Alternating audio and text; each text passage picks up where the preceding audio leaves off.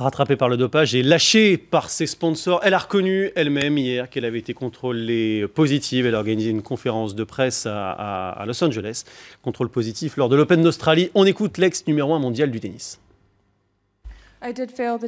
J'ai été contrôlée positive et j'en assume l'entière responsabilité.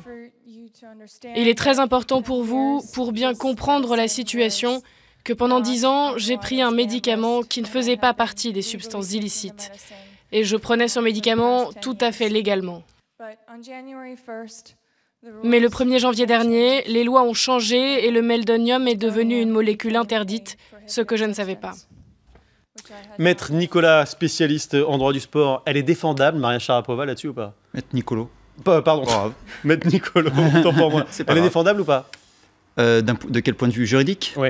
Alors, elle est toujours défendable, dans la mesure où, pour l'instant, il y a un test qui est positif.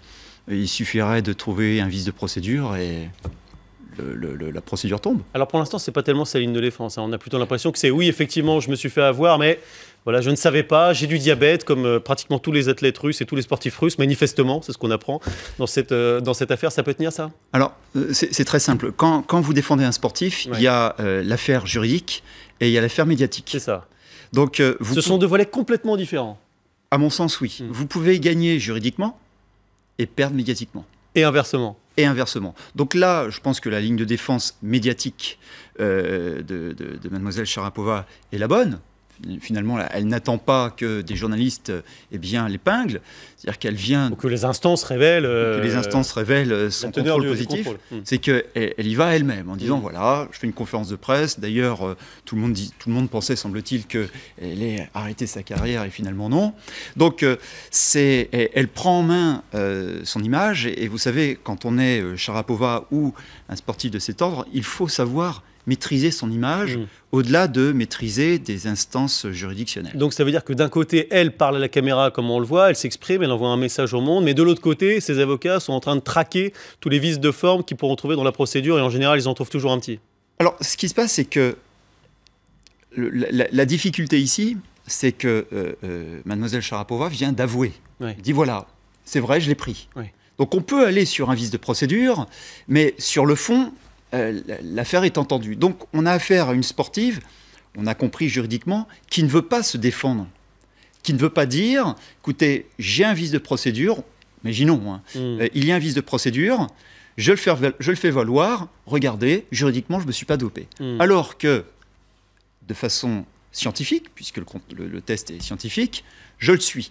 Donc elle ne veut pas aller sur ce terrain juridique, mais uniquement l'affronter et dire j'assume, voilà, j'ai fait une bêtise et j'essaye tant bien que mal d'éviter d'avoir trop de pertes d'un point de vue médiatique et notamment sponsoring. Et sur le plan financier, les pertes, elles sont sonnantes et trébuchantes puisque dès aujourd'hui, ces 3 principaux sponsors ont annoncé qu'ils la lâchaient, Porsche, Tag Heuer et puis Nike, je crois, ils l'ont lâché. Alors, ils ont le droit de le faire, c'est prévu dans les contrats, ça?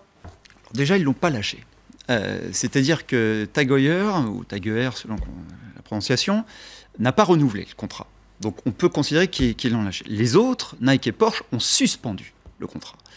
Alors, en droit des contrats, qu'ils soient français ou autres, il y a ce qu'on appelle la notion de loyauté contractuelle. C'est-à-dire que quand vous avez un co-contractant, vous devez être loyal avec votre co-contractant. Si vous n'êtes pas loyal, eh bien, le co-contractant est en capacité de dire « je romps le contrat, je le suspends ». C'est ce qui s'était passé, par exemple, pour quelqu'un comme Tiger Woods. Tiger Woods fait quelque chose qui n'a rien à voir avec le sport. C'est-à-dire qu'il... Des démêlés extra-conjugaux. Des démêlés extra-conjugaux. On pourrait considérer que c'est sa vie. Il fait ce qu'il veut. S'il a envie de tromper son épouse, il fait ce qu'il veut. Les sponsors sont pour, normalement, que la partie sportive. Eh bien non. Le sponsor dit quoi? Le sponsor dit, tu es sportif, sur un cours sportif, tu dois avoir une certaine image, mais dans ta vie privée, tu dois aussi avoir une image qui ne nuit pas à la mienne. Donc en gros, on est dans une forme de...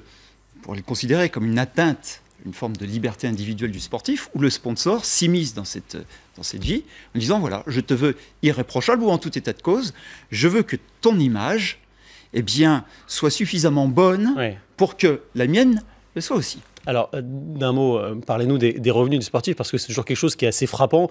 On entend toujours des montants astronomiques, 30 millions de revenus pour Maria Sharapova l'année dernière, et Tiger Woods, c'était encore plus astronomique, mais à chaque fois, les revenus purement sportifs ne représentent qu'une partie minoritaire de ces gains. Alors oui, j'ai envie de vous dire, c'est presque normal. Pourquoi? Parce qu'un sportif, aussi fort soit-il, et notamment dans le tennis, eh bien, on va considérer un tournoi comme un employeur. Ouais. Si un tournoi est un employeur, eh bien, vous avez qu'un salaire. Sauf que dans le domaine de la publicité, vous avez plusieurs employeurs à la fois.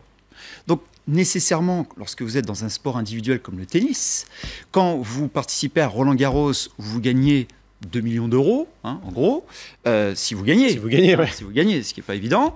Eh bien, en contrepartie, au niveau publicitaire, vous pouvez avoir 10 fois plus, parce que vous avez 10 employeurs. Hein. Je dis employeurs, alors que ce n'est pas naturellement des employeurs, mais vous avez en fait 10 revenus possibles en termes de publicité.